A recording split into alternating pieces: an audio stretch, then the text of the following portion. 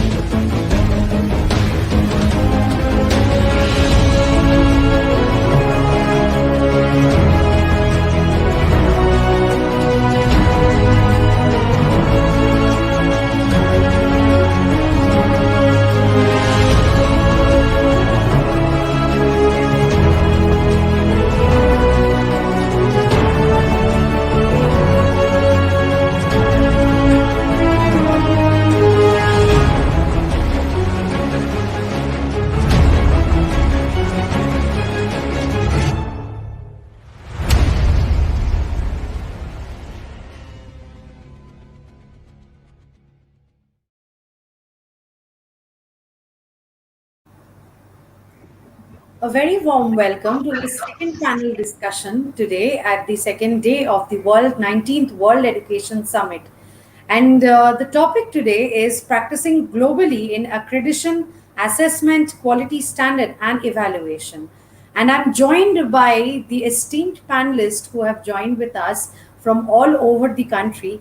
I welcome our moderator, who is Dr. Professor Dhrubajyoti Chattopadhyay, Vice Chancellor, Assistant Nivedita University, Kolkata. I welcome you, sir. We have Dr. Sujata Shahi, who is the Vice Chancellor of IILM University, Gurugram. Welcome, ma'am. Professor Raghuvir Singh, who is the Vice Chancellor of Teerthanker Mahaveer University, Moradabad. Welcome, sir. Professor Dr. Indu Rao, who is the Director of ASC Vellore Institute of Technology, Vellore. Welcome, ma'am. And Tarundeep Singh Anand, Founder and Chairman of Universal Business School, Maharashtra. Welcome, sir. I welcome everyone, and I leave the virtual dais to our esteemed moderator, Dr. Dhrubajyoti, to conduct the session, and we will be back again at the end of the session. Over to you, sir.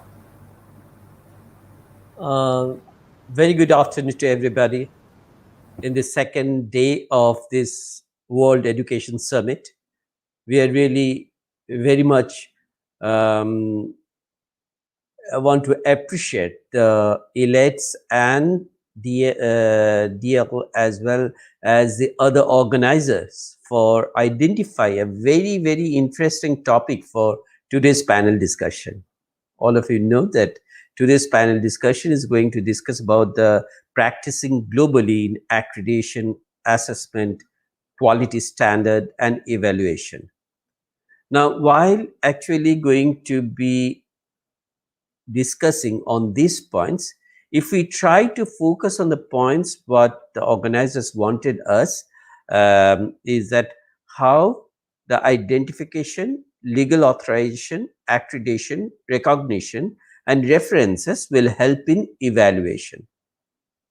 The second discussion point is actually what are the facilities and financial stability needed while practicing globally. And the third one is what is the importance of qualified staff, educational values and ethics, and permanent quality control. So basically, these are the three important discussion points, but I'm sure that with such an esteemed panelist, Dr. Sujata Shahi, Professor Raghuvir Singh, Professor Indu Rao, and Mr. Tarundeep Singh Anand, I'm sure that everyone has got a specific point to make. But because the time is short, what we are trying to do is that at the very beginning, what everyone going to mention for say for example, for 5 to 7 minutes regarding their views, and then we will come across the questions, whatever we could see in the chat box, and then go for another round to give our conclusion views for the conclusion. Now, just to introduce the thing, the way I just look at this, now, that globalization is one single process in which the world has become a small village. This concept of getting everything together, the corona pandemic actually catalyzed this whole process. Before corona, we are talking about this globalization, internationalization all the time, but this is the first time the whole globe is affected by one virus, and that makes a whole havoc that everybody trying to struggle for against that virus, and we understand how we can collaborate with each other in a much better way. Earlier, these are actually our individual efforts. One university can doing it with others in that way. But now we realize that togetherness is going to be a very, very important point. Now, this whole lot of new vistas has been open to students, and with online education, this globalization has been more prompt and impulsive. Students have more options than before, and the parameters of education have also undergone a sea change. Now, definitely one of the most important thing what we are discussing all the time, that this pandemic giving us a new way to look at our education, and that's what we call it as this the pedagogy of the education, where we could find out so for last decade onwards, the teacher-centric education is actually going to be a student-centric or learner-centric education. So it is quite obvious that we need to change in the practices. Globally is accreditation, assessment, quality standards, and evaluation. And thereby, we are very fortunate that during this period of time, the National Education Policy 2020, which was actually being framed before this corona came, they discussed about the different points regarding this. And definitely this corona made that particular policy to be polished a little bit. And we could find that India is really geared up for facing this new challenge. So education, research, development, and innovation, these are the players who actually play a very vital role in supporting the social interconnection and interrelation, the economic development and global competitiveness, backed by any economy's desire to become increasingly knowledge-based. And we are very happy that this time, with respect to the research impact, now we have one of the institution from India, Indian Institute of Science. They actually got 100 out of 100. That is the first position also. Though if we look at the total ranking system, there are a lot of other parameters which are actually making us still in the backbencher. But education system across the world in developed and developing countries have been experiencing variations that are highly interconnected. With these few words, I would just like to request Madam Dr. Sujata Shahi, the Vice Chancellor of IILM University, Gurugram, to give your opinion regarding today's topics.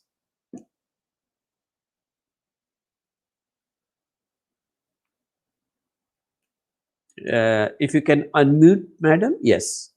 Unmute yourself. Unmute. Madam, you unmute yourself. Yeah. Yes.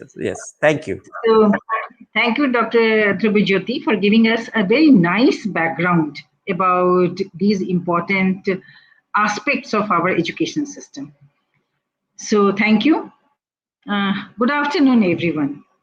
First of all, I would like to thank the organizer of the World Education Summit 2021 for giving me the opportunity to be part of this forum. Indeed, it is my pleasure to learn from my esteemed panelists on such an important aspect of higher education, accreditation, quality, assessment, evaluation.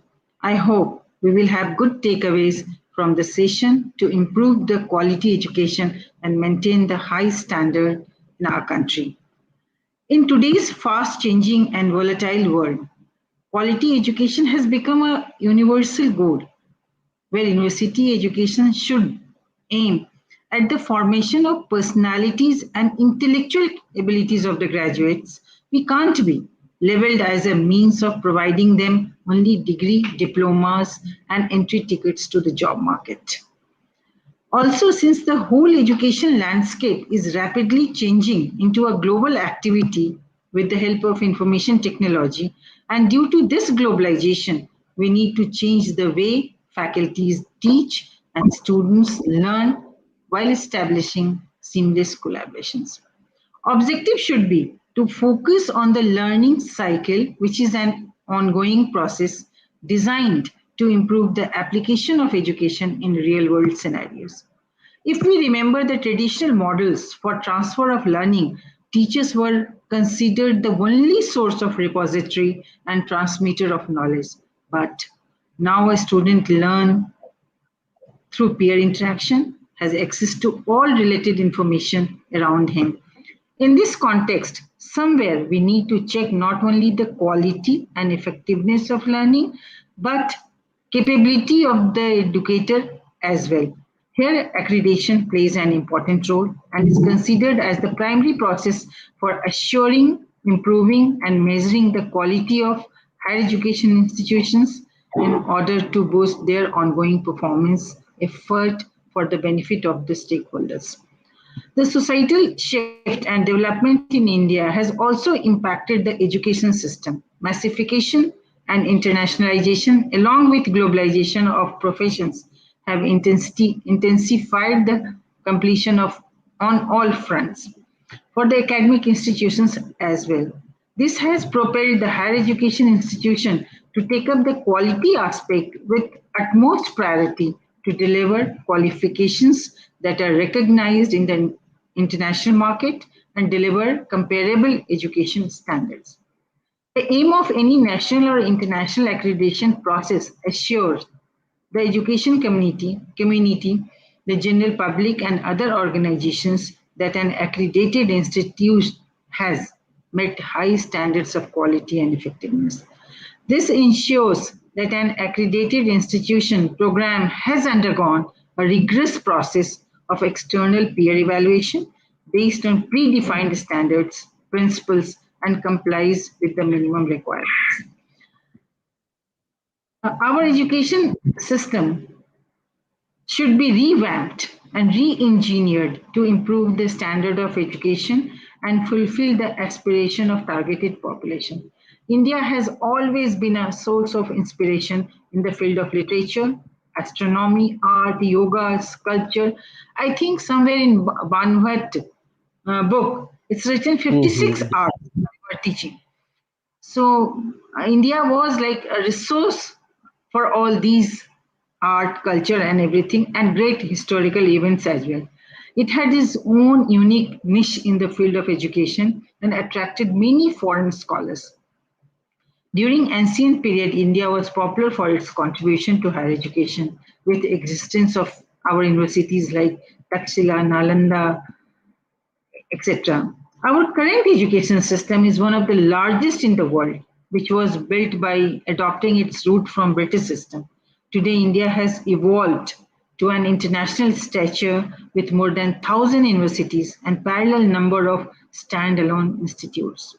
To assess the standard of these higher education institutes, a number of quality control and educational assessment units have been established. These units have defined parameters like NAC, NBA, AICT, different NIRF, different ranking agencies, and parallelly international bodies as well. Analyzing the quality assurance parameters will enable the education institution to improve their system of education to meet the global standards.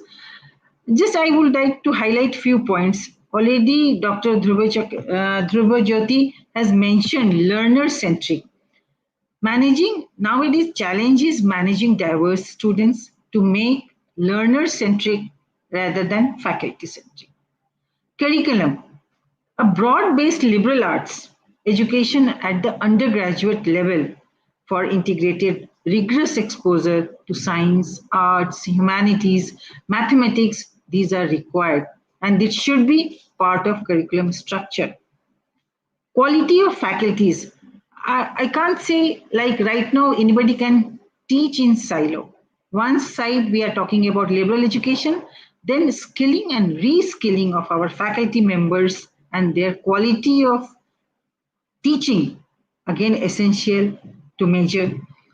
Integration of experiential learning. We never had that kind of system to give hands-on experience to our students. This one is another quality aspect. Skill-based education.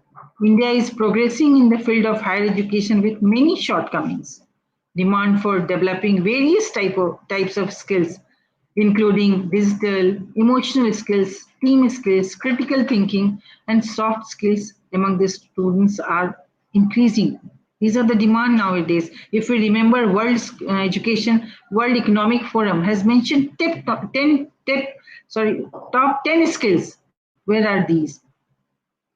Research integration. Similarly, higher education institutions should develop a good research ecosystem, focusing on collaborative research projects to become more visible at the global level.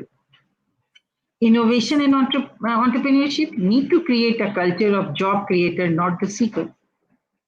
Our new education policy has already defined the importance of accreditation, quality assessment as a parameter to judge the higher education institutes.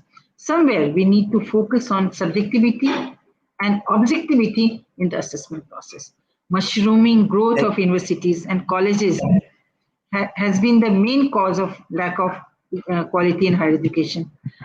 So summarizing again, because summarizing again the key points, assessment plays a vital role in any institutional framework.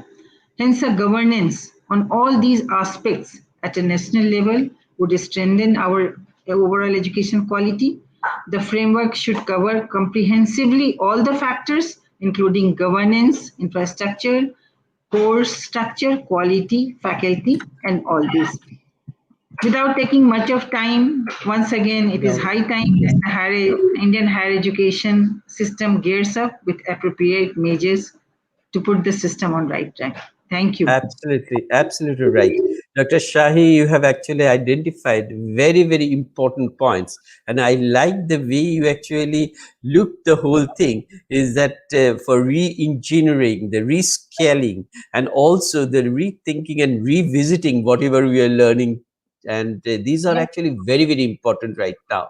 So may I request Professor Raghuvir Singh, with his huge experience and the Vice Chancellor of Teerthanker Mahaveer University from Moradabad, if you kindly give your opinion regarding the points. Thank you, Dr. Chattopadhyay, and good afternoon to my fellow panelists. And I, on the outset, like to thank Elets for providing this platform to all of us so that we can express our views. When I look at the topic, I find three important fundamental topics where we need to discuss: the quality, number one, accreditation, number two, and evaluation, number three. Right, and then giving a reference to the global standards. Let's take first accreditation. Why accreditation? Large number of people within the country, especially the target audience, the students, don't understand the meaning and its importance. So we as teachers or institutions have to drive home the importance of accreditation. Today what they understand is affiliation and approval.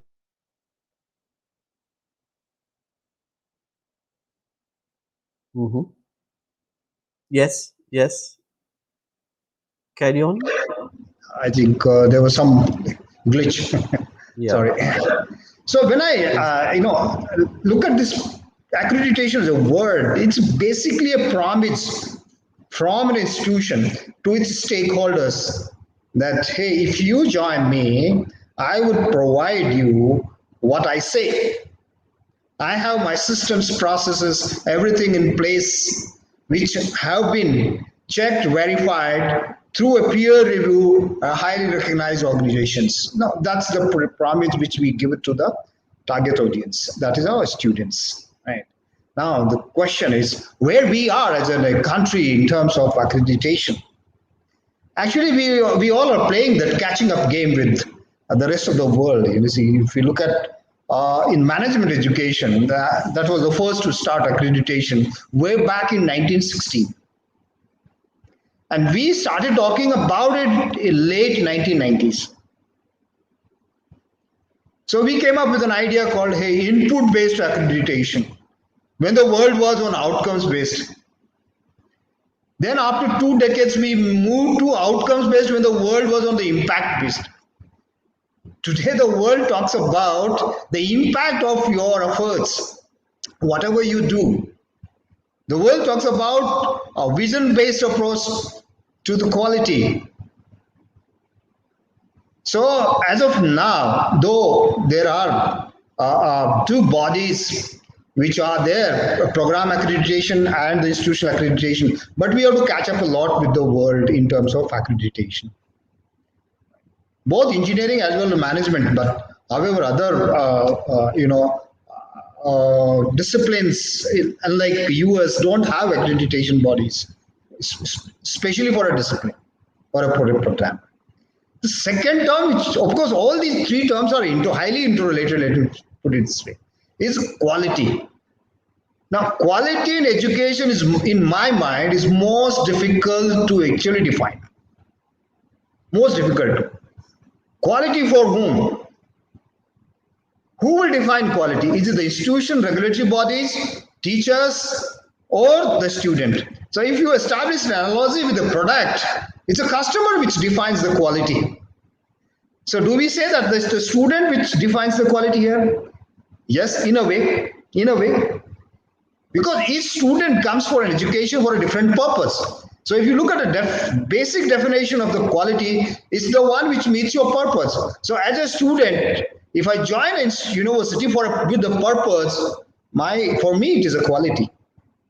So what do we, the institutions, do? The institutions have to find that the people who join with the purpose have a common purpose, or their purpose are linked. They have some commonality in the purpose. So if you have people with different purposes and objectives for earning a degree, then it will be very difficult for any institution to define the quality of education.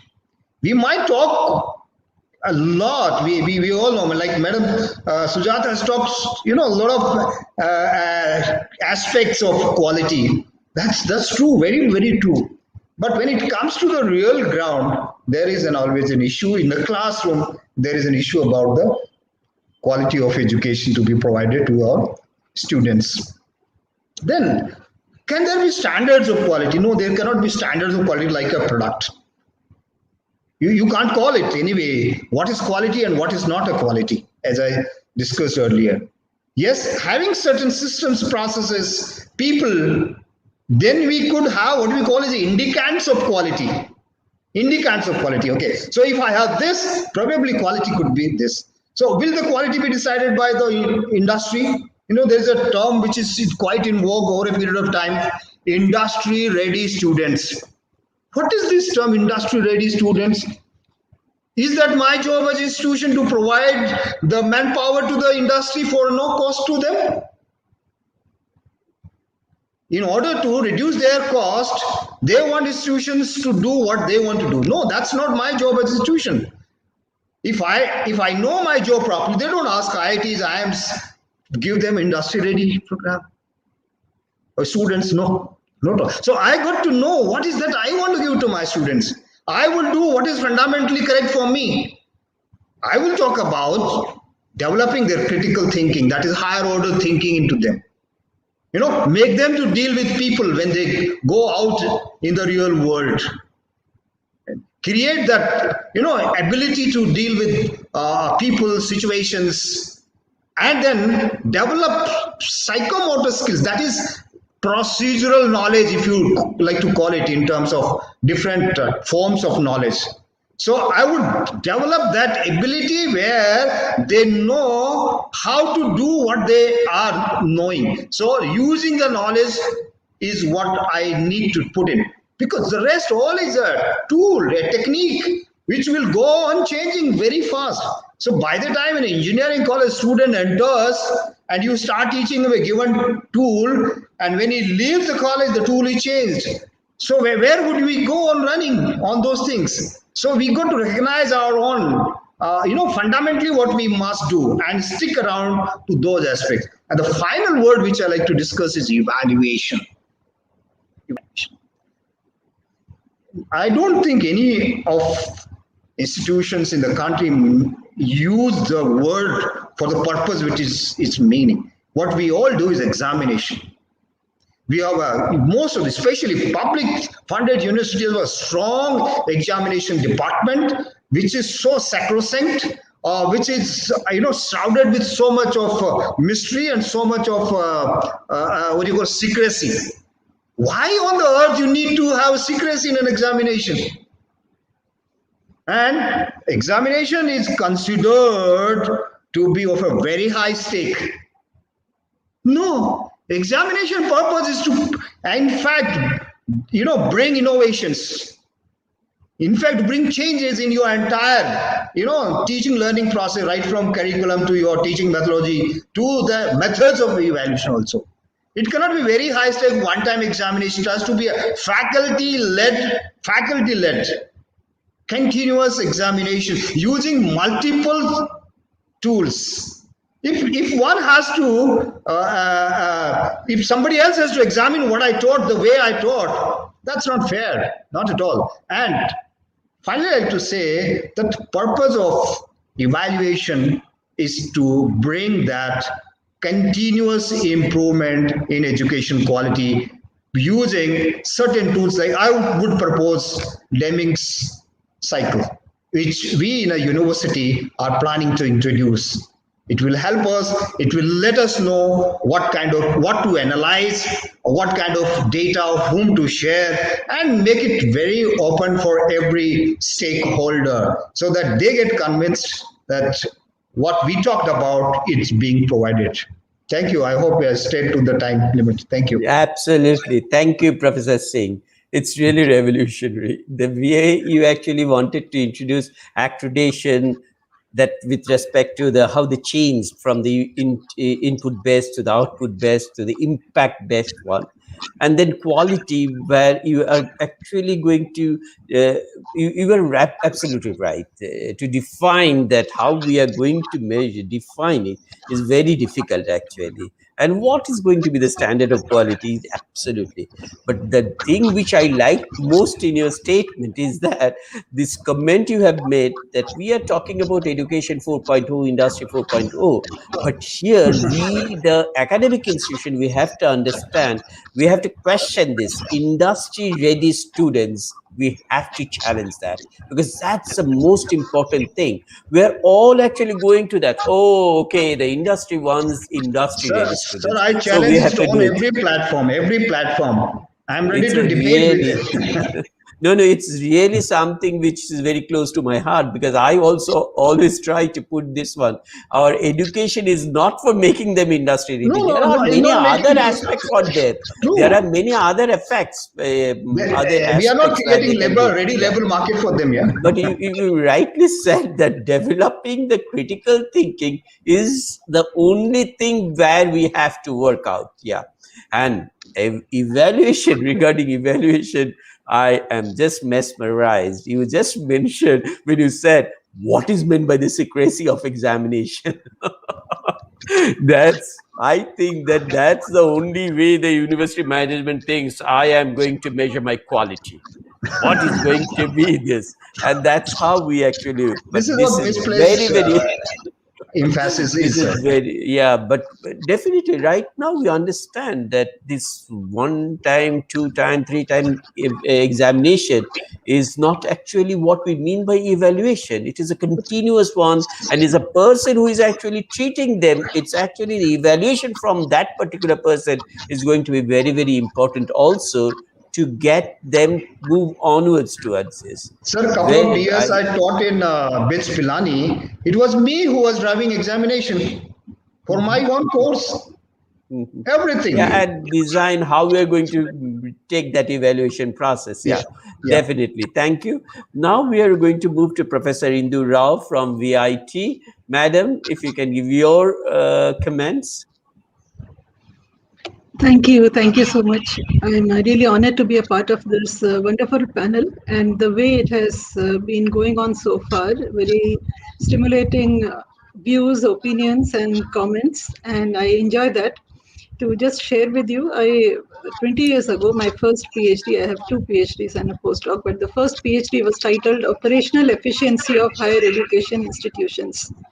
Higher education technical institutions. And since we just mentioned, I'm just digressing slightly in order to continue with the debate. I'm digressing slightly from the questions of the panel. You talked about what is the definition of quality. I defined operational efficiency of higher education institution like this: that the operational efficiency of a higher education institution is the extent to which the institution prepares the student for the profession that he or she is going to serve. Now, remember, it is profession, not industry. But to be very honest, when I collected what are the parameters that industry wants, because ultimately, students, the industry wants the same things that Professor Raghuvir just mentioned: critical thinking, honesty, integrity, values, psychomotor skills. So I would like to clarify here. Let us institutions not just conclude that industry is something else and our institutions are something else. Institutions, higher education institutions, have not been existing to serve their own purpose. Institutions do not exist in silos. Our institutions exist so that the society and the society can be better, the future generations can be prepared, and we exist to serve the society and the professions, urban areas, rural areas, all types of industries, all types of work that is being done in the organization to provide the right skills and the right values. So let us not just say these are two different things. It cannot be. And again, industry also, they don't say you give training on the tools that I'm using or the machines that I'm using in my industry.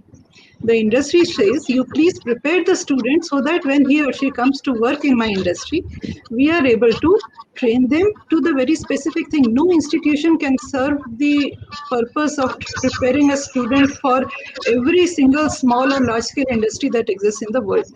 Now coming to, so that was just my view on what we were discussing. Coming to accreditation, which is the topic of this panel, the first question clearly says that how does identification, legal authorization, accreditation, recognition, and references will help in evaluation? What kind of evaluation are we talking about? See, we all can say, if I judge my own school, like Professor just mentioned, that if I just judge my own subject or my course, or if I just judge my school or my university, how is the world going to believe that? Because nobody will say I'm not good. So there has to be a kind of a evaluation system at the global level where there can be some common criteria. It may not be perfect, but where does student take admission? Where does faculty go and teach? If you are a parent and you want to choose a university or a school for your child, there should be some reference point. Otherwise, I have to just listen and believe my 10 contacts whom I know very personally or where they sent their children.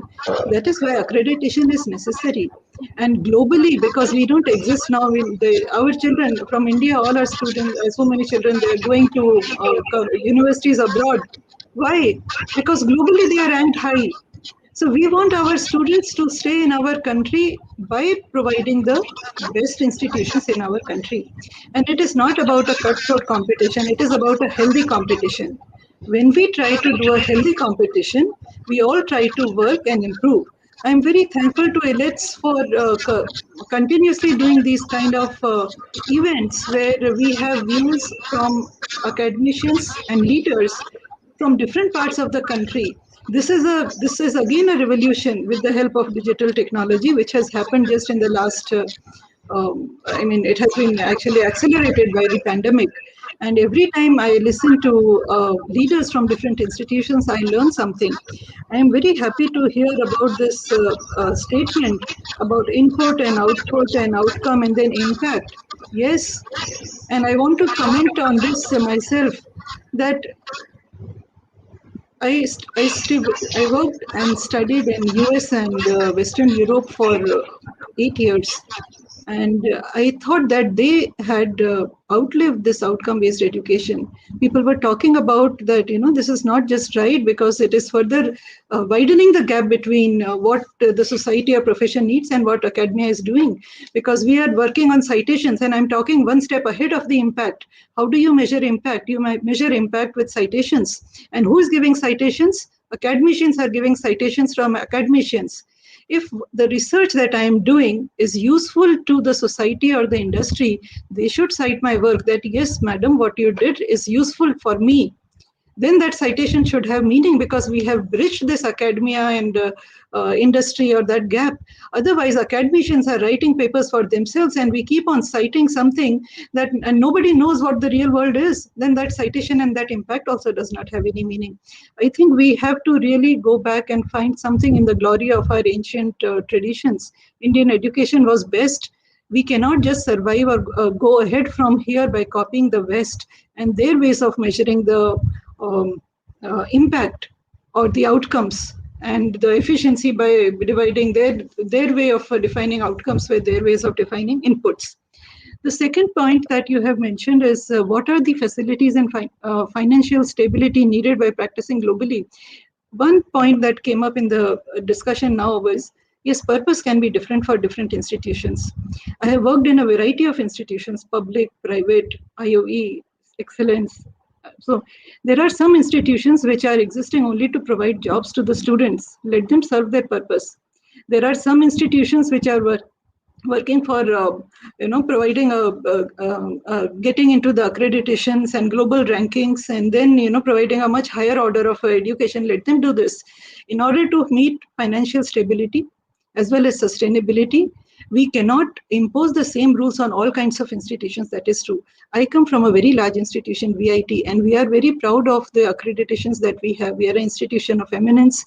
We are in the top 1,000 of QS ranking, and our if you check our website, we are on almost all the rankings, the Times Higher Education, QS World Rankings, and NIRF. It is good. Indian education has Government of India has also started doing rankings at the national level from the last 5-6 years. It should not be considered as a cutthroat competition. Again, it should be considered as a healthy competition. And how do we grow? How do we meet the purpose as well as the quality or the reason why we exist is through the third question that you put is very, very important. Qualified staff, educational values and ethics, and permanent quality control. Who does what do we do? What are the activities? If we come down from the purpose to the activities that we do in our institutions, what are our faculty doing? They are doing teaching, they are doing research, they are doing industry collaborations, and they're preparing our students to work under stress, to deal with people, to just for all those other things that you mentioned, critical thinking, psychomotor skills, and so on. How do we make sure that we provide this? We have to put faculty first. And if the leaders, they have to lead the faculty, they have to be of a very high order of faculty first. And what defines that? I think the National Education Policy 2020 mentions it very clearly. There are 4 clear-cut points: multidisciplinary, international, industry, and research, very good academic and teaching skills.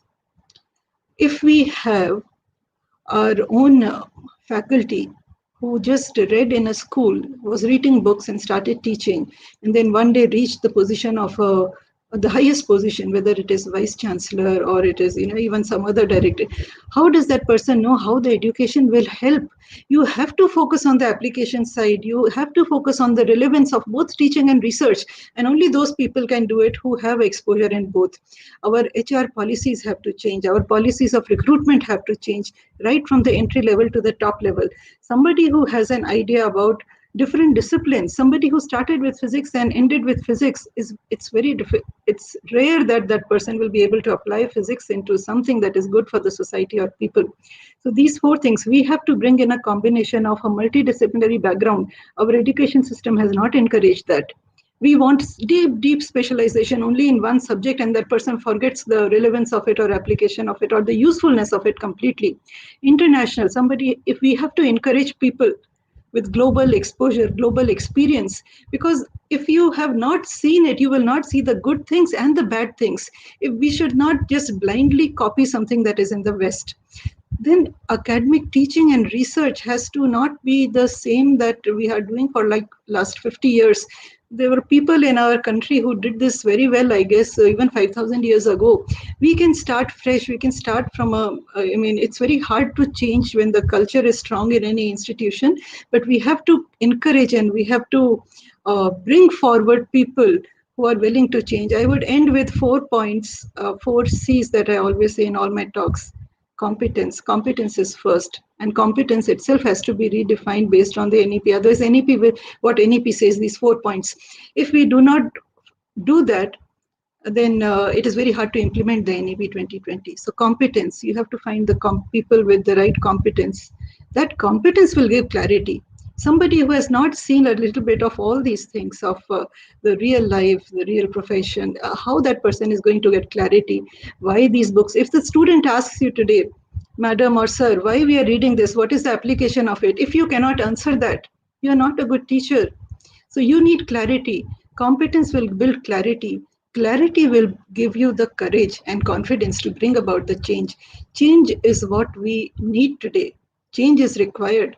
And accreditation will help us see in totality how the world views the quality of education. So we must try to work towards it, but simultaneously we have to maintain our financial stability and sustainability, and our values and ethics are the most important.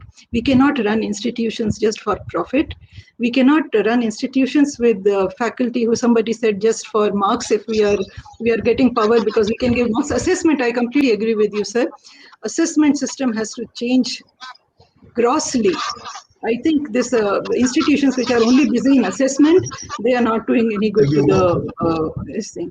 I will not take more time. Have I crossed my time? I will stop here, and I look forward to the discussion in this panel. Thank you, Dr. Rao. I think one of the new thing which you actually added to the thing is the financial stability which is needed. And you always emphasize one very important point is that Indian heritage in education should always we have to keep it in our mind. And you number of times you mentioned about we don't have to follow blindly what actually the West is doing. So these are the couple of points which are very important with respect to whenever we are talking about that how we look forward to this practicing global. So how to do things globally. And thereby, I really want to come back to your points after listening to Mr. Tarundeep Singh Anand, because he belongs to a completely different school, the Universal Business School from Maharashtra, and is a founder and chairman. And I'm sure that his views is going to help us to get these particular points from the perspective of a completely different aspect. Professor Mr. Tarundeep Singh Anand. Thank you, sir. Thank you so much. Really enjoyed listening to all of you. Great ideas. And as they say, when great minds meet, magic happens. So great to witness this magic.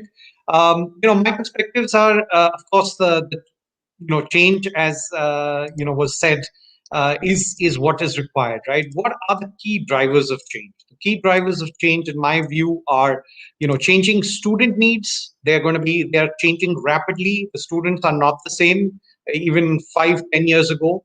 Of course, the pandemic is forcing a change which we all were not ready for. The acceptability of online itself and how to deal with that. Of course, there has been a long-standing push on the technology front, and that's a huge catalyst. And that's whether the pandemic or not. I mean, technology is getting embedded in everything we do in all our lives. So how do we incorporate what it can do? As many mentioned, the new education policy is also allowing for more global collaborations and providing students mobility options between institutions as well as from across borders. That's the context from my perspective. What I'd like to do is I'd like to share some basic examples that we are doing from a quality accreditation perspective, which is I'm sure would be interesting to some of you, because we are following international accreditation. We have partnered with institutions in Europe and US, which are AACSB and Quality Assurance Agency. So we follow their norms, and some of the tools we've been using. So I looked at assessments, right? From designing an assessment, of course, you got to follow the Bloom's taxonomy and all of that. But more importantly, the rigor in terms of how many hoops does that assessment have to go to actually be presented to a student, right? And this is a whole host of assessments, whether it's a simple quiz to an examination, to an assignment, to a project.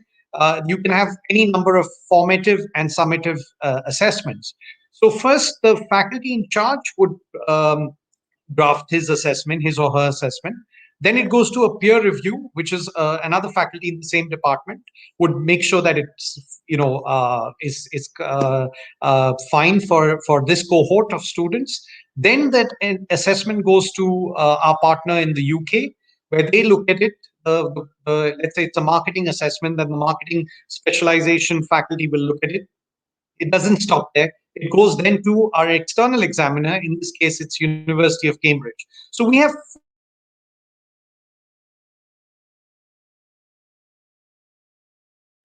that's the assessment which we can put in front of the student. So in this process, we are getting global inputs. We get lots of times the assessment is thrown back at us saying, you know what, this needs to be tweaked, that needs to be changed. It's too tough, it's too easy. It's not at the level it should be, because depending on the level of the student. So that's what I'm saying. Now, this is on assessments. The same thing happens on when we get into the correction of the assessment. Again, there's one marker, there's a second marker, then it goes to UK, there's a third marker, and then a sample goes to the fourth marker. So literally 4 sets of eyes are looking at one assessment. And we know how difficult assessments are. In the real world, these are large numbers. So imagine dealing with that kind of volume. So you can't have volume here. You got to have high quality delivery, high quality students, and then you give them a high quality and rigorous process which they can go back with, right? Then it doesn't stop there. And every single assessment of ours, for every single answer, you need to be able to write comments, right? And if you don't write comments, that's an assessment that a global accreditation standard will not use, right? So they have to write assessments, and we've all been faculty, so how it works. Sometimes you get a hang of the first 2 questions, and then you go through it in the sense. And I'm being honest, I've seen this happen. So when you have to write feedback, and that feedback then goes into the hand of the student, right? So the student actually reads that feedback, and he can question, he can obviously look at it. And then we have a program committee meeting where the student is part of that program, where they come and give feedback on the learning. Of course, the feedback processes continue to happen. So what I'm saying is, when we talk of global accreditation and global standards and global assessments, which is the area, this is how you put it into practice. Now, it's not easy when you're dealing with 20,000 and 50,000 students, right? It's going to be tougher. It's not impossible, because the Western world, all the AACSB accredited and QA accredited institutions around the world do this, right? So these are some of the things I just thought I'd share. Then you have, global best practices, what we call mitigating circumstances, right? These are terms which I haven't seen in the education system in India. Then you have the no detriment policy. So in the event, so I'm giving practical examples of how global quality education is brought. So we had the pandemic, right? Certain students were disadvantaged vis-a-vis certain other students. So how do you create a no detriment policy that nobody has? There's a level playing field which is maintained, and this is par for the course. And of course, like many mentioned, the accreditation, international accreditation bodies are talking about ethical practices, integrity, and how can these you impact society, you impact the environment, you create a global diverse global mindset which has diversity, inclusion at the heart of it. So these are essential life skills when you go into the corporate world. Hopefully you follow these things in terms of learning, and then this entire advent of quality has changed with the pandemic.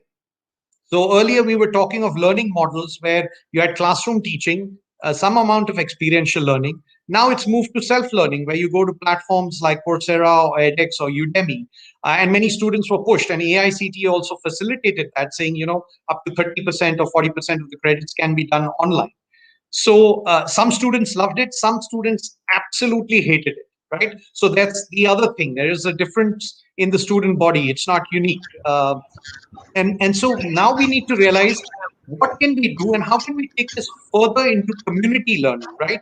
Because as we are trying to see that students have to be lifelong learners, the only way they can do it is by building communities of learning which they can actually dip in. So I'm going to stop at that because there's a lot of questions, and I think I'm sure there are some takeaways, but I just thought I'll give some examples. Thank you. Thank you, Tarun. That the point you wanted to mention at the very beginning regarding the key drivers of this change is when you identified that it's changing the student needs as one of the most important point, itself tells us that what should be the other points which will be connected with it. And I'm really happy that you mentioned about the procedures for the international accreditation. And you mentioned that there's feedback system, how actually it's being looked upon by the different categories. So particularly the students and others. Lastly, I really, it's also a learning process for us actually, that we have to understand when we are talking about globalization, that what are the global best practices, and global best practices where the mitigation and other things are playing very important role are really not looked upon by us very seriously. So this is definitely a learning exercise for me. So thank you all the panelists, but I shall, before I go for the concluding statement from you, and we don't have much time, but I just go on with couple of questions which I could see in the chat box. Shalini from Amrita University, Dr. Sujata, she wanted to say that what all higher education innovations are expected in the next 5 years. And along with it, I just combined, Dr. Sujata, if you also tell us about the hybrid campus, whether the hybrid campus is the future of higher education, which is posed by Rahul Rana of JIMS. In very short, Dr. Sujata, please. Thank you, Dr. Dhrubajyoti. It's a very important question which they asked. First, I'm going to the second question, hybrid. This pandemic has given us a kind of learning to move from traditional classroom, brick and mortar teaching to hybrid teaching. It's a different ballgame now, and we have to train our faculty members to teach in hybrid model. Internationally, it was a common practice, but here in India, we developed recently, and this is the time I think some of the panelists mentioned about, I think Dr. Rao changed, and we changed to hybrid model. Even it was difficult initially, 2020 March, to develop the hybrid module curriculum, but gradually we learned, and this is the future of Indian education. And when you were talking about this blended education system. Yeah. And then the first question, innovation, we have to move from the traditional teaching to different teaching pedagogical style. Now, first of all, what do we want to teach? The theory or application? What tools can be used? Technological integration. Initially, we were teaching in management program. I think Dr. Rao she's aware, case method teaching. Now we have moved to simulation-based teaching. Now case is again, I think, past. Although Harvard is still using, but simulation is coming where we can give real life situation. Flipped classroom is another kind of innovation we are moving for. We have skills, integrated courses we are moving for. Credit Open National Education has given enough innovation which can be integrated in our current education system. Flexibility of credits that will stop the dropout rate. And this is another innovation which we have in IILM already implemented. Enough flexibility to go and come back. Your credits are in credit bank safely. Then skill-based teaching. This is the next. Recently, I published a paper on recognition of prior learning along with another Vice Chancellor of Skill University. What we wanted to mention, the kind of skill required by industry are we giving? These are the innovative pedagogy we have to use in our education system. Otherwise, we are failure. Thank you. Thank you, Dr. Yeah. Thank you, Dr. Shahi. May I now request Professor Raghuvir Singh that one of the questions by Rajamma JMG Degree and PG College, that how will the universities and higher education institutes manage to overcome regulatory, financial, and cultural obstacles to implement its digital transformations? So what best practices to follow? Unmute, please, sir. Unmute, please.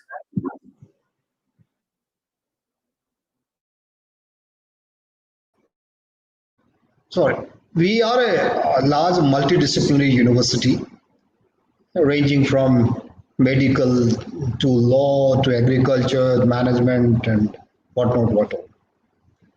Regulatory framework truly restrains us. Rather, let me put it bluntly, it is actually killing our creativity, what we all have been talking about.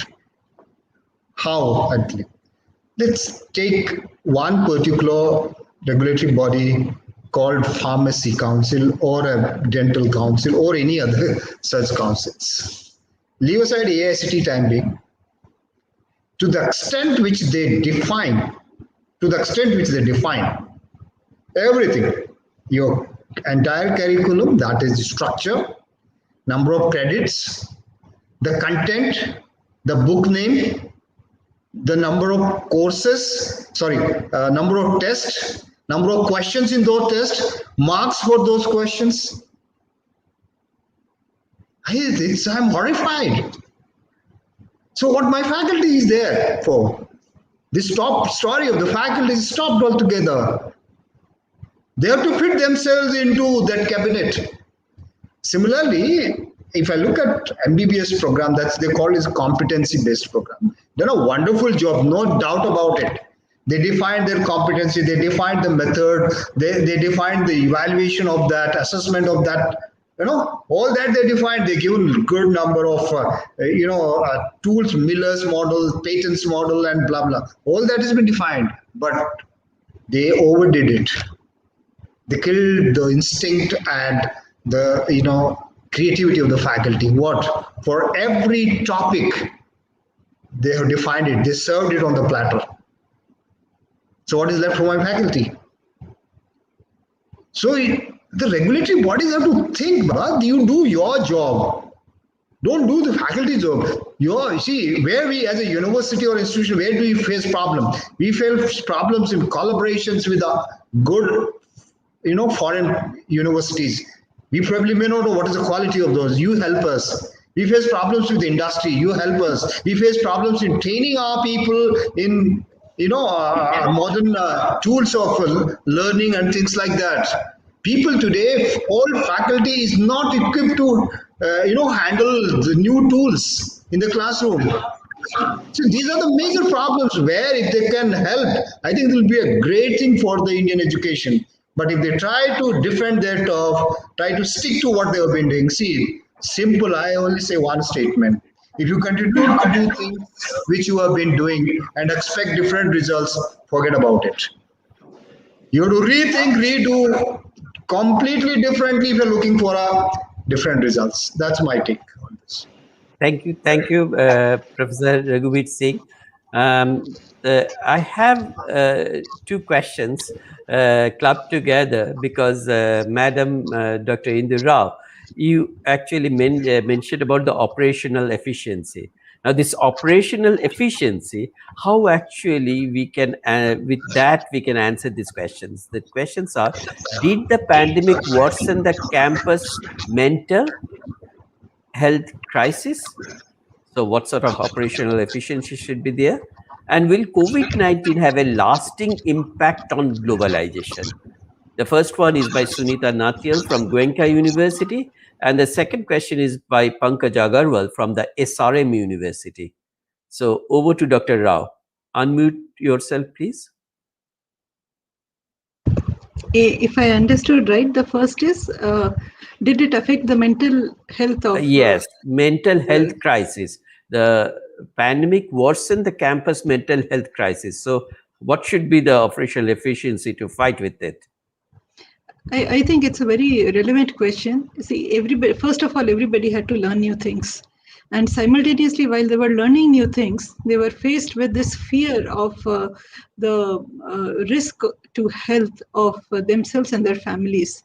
It was, we didn't know how to manage our campuses in the first place. So on one side, you're trying to bring efficiency into every aspect of the educational institution, which is teaching, recruitment, even faculty recruitment, faculty training, student. We had to train our staff. I am a director of faculty development. Academic staff. Yes, we have about 2,000 faculty members. And suddenly I remember the first email that I sent out to everyone when last year during June, if you remember, we had March when suddenly everything was stopped and everyone was at home. People were March. Yes, exactly. People were even scared whether they will have their jobs or not. Where will the fees come from? Whether teachers will get their salary? Everything added to mental stress. So just what I did from my end was that I started sending emails to all my faculty and bringing them. Somehow we had developed some systems. I had joined, and let me share with you, I had joined just a few months before the pandemic began, and I developed some systems which became 100 times more useful during the pandemic. So all of us came online, and just by being able to talk to each other online, by being able to see each other. See, today is a very different stage. In 1 year, we have practiced like anything. My faculty development programs have had more than 16,000 registrations during this pandemic year alone. Yes, more than 100 programs we have met. We are so comfortable today. I think as of today, when we take classes, one class I also took to make sure that, I also know what the faculty is experiencing. Students, when they came to the class, sir, I have two ways of looking at this question. One is, I have seen students running from one classroom to the other, from their house to the campus, and so much of time and effort was being wasted in just reaching the place. And then after that studying, even after coming to the class, you could not be sure whether all the students are actually listening to the faculty. Some people mention that, students turn off the video now in the online classes and they're not probably listening to the faculty. And so maybe the efficiency of your teaching or, getting across to the students is going down. But I would say it all boils down to the quality of faculty. If you are giving value to the students, if you're keeping your classes interesting, your classes will be very, very effective, whether online or offline. Maybe, and especially in higher education, we are not talking to students who are like in kindergarten or in class 1 or 2 or 3. For those students, in fact, very recently I concluded one class and I did an opinion poll. I said, shall we continue with this partial work from lockdown. Home lockdown, even after the corona goes away?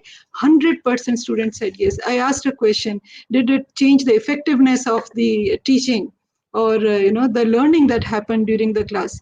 and everybody is confident that they can do it. In fact, they're getting more time to do their assignments. If you can create your assignments and projects which are very useful, then students will work on it, whether online or offline. In fact, so you just tell me, sir, now 36 million students are not on the road. Is it not helping all of us? It is not saving our pollution or even nothing we have to worry about when students should. It is online has helped in so many ways that this pandemic, you're saying, mental stress was there more because there was uncertainty. We didn't know whether we'll be able to teach online, whether we have recruited. My online orientation program is going on for the new faculty. Last year we did it first time. Now it's going on. I just joined you after that program. New faculty are joining us from across the world, and nobody misses a single minute of my program. Because if you are able to do it well, if you are able to give what you want to the audience that are participating in your class, whether it is students or faculty, they will attend. So I think the mental, it would have, there would be more stress when we had started with the lockdown. But as of today, I think people are feeling more comfortable and happier doing it online. So it's going to have a lasting impact also. It is Now, surely I going think over here, so with this, I just want to end with Mr. Anand. You actually, what Madam mentioned is about the looking at that it helps in the changing the student needs. The students are actually right now becoming to enjoy the as per the opinion poll. So, Mr. Anand, because you are not directly connected with the typical examination systems, whatever over here in our universities or schools, colleges, etc. Now you must have actually listened that all higher education and these particular examinations are actually being cancelled, and exam cancellation will impact on higher education. What is your take? You understand the exam cancellation, what's going on? Yeah. It's so impact on this higher education. I think it is a big impact because we in India, that exam is where we do the entire evaluation of the student for that day, right, at the end of the year, and that's obviously why it has this impact. I'm sure you're aware of certain boards like the IB board, which is the international board. They don't have a problem because they've done continuous evaluation throughout the year. They've got predicted grades. Nobody, the kids are there, right? Nobody's panicking there in that international world. In our world, it's like, oh my God, because students also feel we'll study in that last night before or the month before. So I think this is, shocked the system because we've never had to deal with. And I think it's a learning that we need to change, right? I think we need to change and try and adopt some of the international best practices of continuous evaluation, which Professor Singh also mentioned. So I think that's there. I would say now it's going to be interesting to see what is the method which will come out. What will be your 12th grade, right? That's the critical thing. Certain universities are going ahead and recruiting students on the basis of some 10th, 11th kind of method, and there's going to be a lot of disruption, and because the top universities who have that as the sole parameter without some entrance exam, I think there's going to be a little bit of, I don't like to end the thing by saying, but I think there will be concepts called conditional enrollments, provisional admissions, till somebody figures out what that real math is of what that child has achieved, and should we. Now, what happens is, how soon will we be able to do that? It's still unknown. So definitely, I'm not. I hate to leave with a little bit of negativity, but I think we'll figure it out. Thank you very much. The thing what I want to end with, because I got this information that I have to close it immediately. So, but what I can say, that positive impact of the exam cancellation may be to look at the examination from the continuous evaluation part, which Professor Raghuvir Singh is mentioning. So that may be the positive impact on the whole thing. So I really want to thank all of you, the panelists and everybody. Because of the time, I just wanted the last statement, but I don't have any more. So thank you very much. Namaskar to everybody. Thank you. Thank you. Nice so meeting much. everybody. Nice It's pleasure. meeting everybody. Thank you. Thank you. Thank you all our esteemed panelists for taking out time and for this very insightful panel discussion which we just had. We would just, as a token of appreciation, we would like to present certificates to all of you. Thank you so much, Dhrubajyoti sir, for being with us today and moderating the session. Excellent moderator. Thank you so much, Dr. Sujata Shahi, for being with us, ma'am. Thank you. Thank you. Professor Raghuvir Singh, thank you so much, Thank sir. you, Pooja. Thank you. Professor Indu Rao, ma'am, thank you very much, ma'am, for being with us. Thank you. Tarundeep Singh Anand, sir, thank you very much, sir, for being with us today. Thank you. Thank you, all of Thank you, you. and please stay. Thank you. Thank you, for everybody. Thank which is you. at 4:30 p.m. Okay. Thank you so Stay much. safe and healthy. Namaskar. Thank you, sir, sir. for Yeah. Thank you. moderating. Bye-bye. Thank you. Thank you. Thank you. Bye-bye. Bye.